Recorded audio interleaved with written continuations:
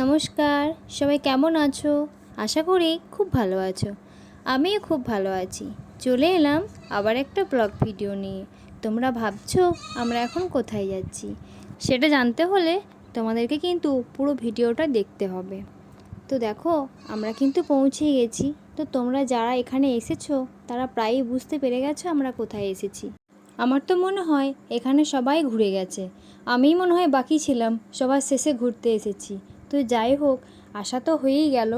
আর জানো তো, আমাদের কিন্তু আসার কোনো কথাই ছিল না। হঠাৎ করেই বসে থাকতে থাকতেই ঠিক করি কোথাও ঘুরতে যাব। তো তখনই মাথায় এলো যে ওখানেই যাই। তো তোমাদের বলেই ফেলি কোথায় এসেছি। আমরা এসেছি নিধিবন। নিধিবনে নতুন রিসর্ট হয়েছে, তো এখানেই এসেছি। এই রিসর্টটা কিন্তু অনেক দিন হয়েছে, অনেকেই সবাই ঘুরতে আসছে, কিন্তু আমাদের আসা হয়ে ওঠেনি। তো শেষমেশ চলেই এলাম।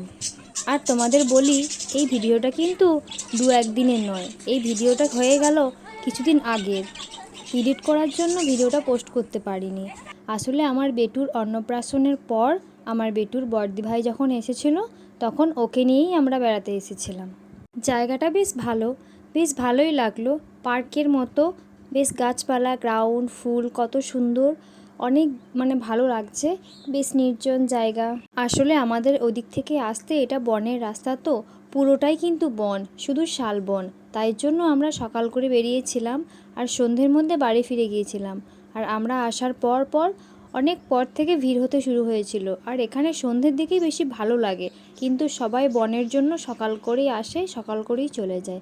দেখো একটা পুকুর, কি সুন্দর লাগছে পুকুরটা। এখানে কিন্তু আমি হাঁসও দেখেছিলাম, দেখবে তোমাদের দেখায়। ওই দেখো দূরে দেখা যাচ্ছে হাঁস চড়ছে। আরও কত কি আছে এখানে, পাখি, তারপরে মুরগি, ময়ূর, কত কি, ওগুলো কিন্তু আগেই মনে হচ্ছে আমি দেখিয়ে দিয়েছি। খুব সুন্দর জায়গাটা। তার মাঝে আমরা কয়েকটা ছবিও তুলে নিলাম। এই দেখো লাইট জ্বেলে দিয়েছে, ওখানে বসেও আমরা কয়েকটা ছবি তুলে নিলাম। তারপর এখানে এই যে জিরাফ, হরিণ, ওখানে দাঁড়িয়েও কিছু ছবি তুললাম। শিব ঠাকুরের কাছে দাঁড়িয়েও কিছু ছবি তুলে নিয়েছি। কিন্তু এই দেখো ওখানে লেখা ছিল নিধিবন, তো এটা কিন্তু নিধিবনের রিসর্ট। তো দেখো এখানে বৃন্দাবন লেখা রয়েছে। আর এখানে কেন লেখা আছে জানো? চলো সেটা তোমাদের পরে বলছি। এদিকে দেখো, এখানে না দুটো দোলনা ছিল। আমরা ভাবলাম যে দোলনায় চেপে একটা ফটো তুলব, কিন্তু কিছুতেই আর তুলতে পেলাম না। একবার এলাম, দেখছি বাচ্চাগুলো বসে দোল খাচ্ছে। তারপর আমরা চলে গেলাম এই মন্দিরের দিকে। তারপর আবার ঘুরে যখন গেলাম, তখনও দেখি সেই বসেই আছে। কিন্তু আমরা বলিনি যে উঠে এসো। তো তারা তো আমাদের দেখতে পেয়েছে, তাই না? তবু বলেনি যে এসো তোমরা ছবি তোলো, বা আমরা অনেকক্ষণ থেকে দাঁড়িয়েছিলাম, কিন্তু আমরা কিছুই বলিনি। আবার গেলাম, তখনও দেখছি সেই বসে আছে, সে একজনই কিন্তু দোল খাচ্ছে। তাই আমরা আর কিছু না বলে ওখান থেকে চলে এসেছিলাম। আর দেখো এদিকে গোশালা, চলো গোশালায় কি আছে তোমাদের দেখায়।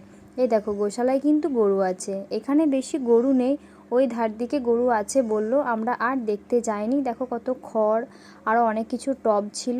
আর দেখো এই যে তোমাদের বললাম বৃন্দাবন কেন জায়গাটার নাম রেখেছে, এই যে গোল করে জায়গাটা রয়েছে, এখানের নাম বৃন্দাবন, কারণ এখানে দেখো কত তুলসী গাছ। আর জানো তো তোমরা যে তুলসীর কিন্তু আর একটা নাম হচ্ছে বৃন্দা। তাই তুলসীর বন মানেই বৃন্দাবন। আমার মনে হয় এই জন্যই জায়গাটার নাম দিয়েছে বৃন্দাবন। আর ওখানে দেখলে পুরো তুলসীর বন, কত তুলসী গাছ রয়েছে, কৃষ্ণ তুলসী, রাধা তুলসী। আর আমরা কিন্তু দেখো বেরু করে এখান থেকে বেরিয়ে পড়লাম, কারণ সন্ধে হতেই যাচ্ছে। তো বন্ধুরা, আমাদের কিন্তু বেশ ভালোই লেগেছে জায়গাটা, তোমরা সবাই চলে এসো। তো আজকে এই পর্যন্তই, সবাই ভালো থেকো, টাটা।